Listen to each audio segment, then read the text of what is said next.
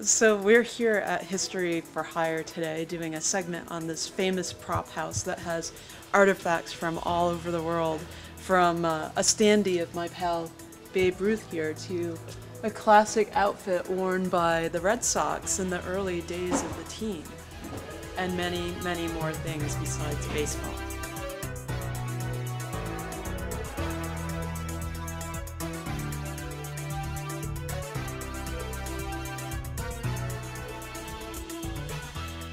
The very first film we ever did was Platoon, and we did that out of our living room in Hollywood.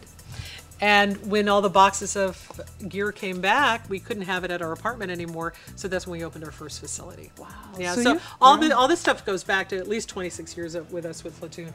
What's fun is to look in these hats, and sometimes you'll look in the inside and you'll go, oh my God, I know who used this one. Wow. Yeah. So you've actually, it's amazing to think that Platoon was your first movie. Our first film. And look at this now. How did you possibly grow and to this magnitude in that short period of time? Well, you never throw anything away. You keep everything. And every show you do and you get stuff for, you keep it. And then, all of a sudden you just have, your aisles have got so much stuff that you want to do. You just want to keep. You hate to get rid of it, because as soon as you get rid of it, you're going to have a show that needs it.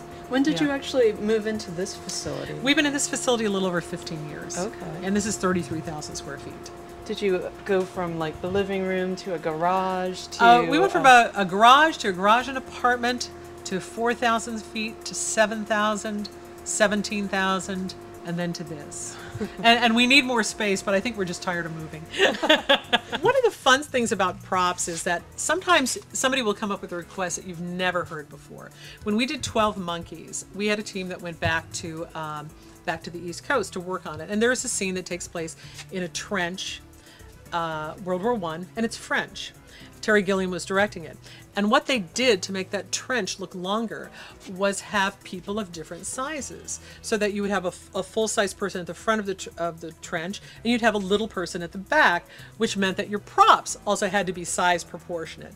And so this is our French area. Let me see if I can show you something. We had to have full-size canteens and things that were a little bit smaller.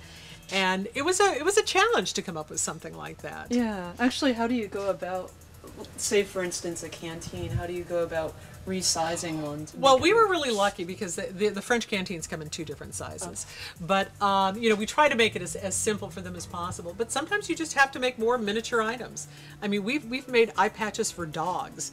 We make all kinds of crazy things in different sizes. Actually, when do you...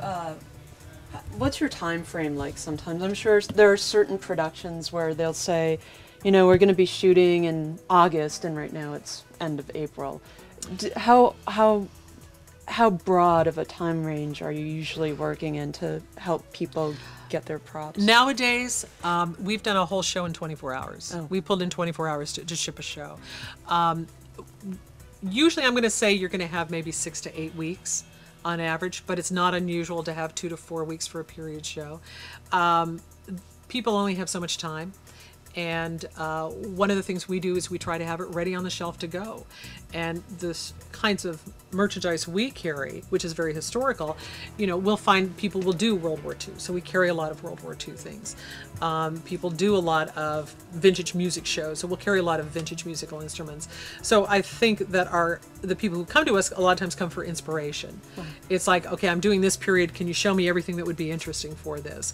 And then we're always so conscious that these props, they're an action item. I mean, these props exist so that your actors have something to do, some reason to move through the scene. Nuclear weapons.